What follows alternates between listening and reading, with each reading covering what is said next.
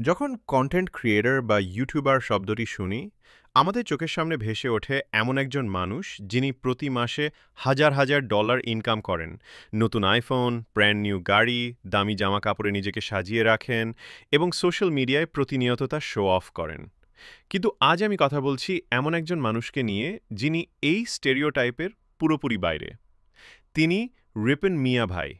পেশায় একজন কাঠমিস্ত্রি, কখনো কাজ করেন তার কাকুর জমিতে, কখনো মাছের খামারে।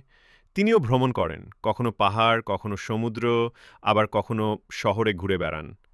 আর এই অতি সাধারণ মাটির মানুষটি তার লাইফস্টাইল ভিডিও আকারে আমাদের সামনে তুলে ধরেন। তার প্রতিটি ভিডিওতে থাকে একটি কমন ডায়ালগ, এটাই বাস্তব, আই লাভ ইউ, সাথে একটা প্রাণখোলা হাসি। আর সেটাই ছুঁয়ে যায় লক্ষ লক্ষ হৃদয়।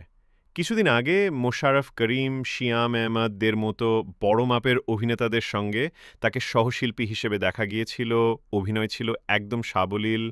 এছাড়াও বিদেশি ইউটিউবার দাউদ কেম সহ রাফসান দ্য ছোট ভাই, দ্য হেজি ম্যান, এসপি ক্রিয়েশনদের মতো দেশের জনপ্রিয় কন্টেন্ট ক্রিয়েটরদের কন্টেন্টে রিপন মিয়ার উপস্থিতি বহুবার লক্ষ্য করা গিয়েছিল।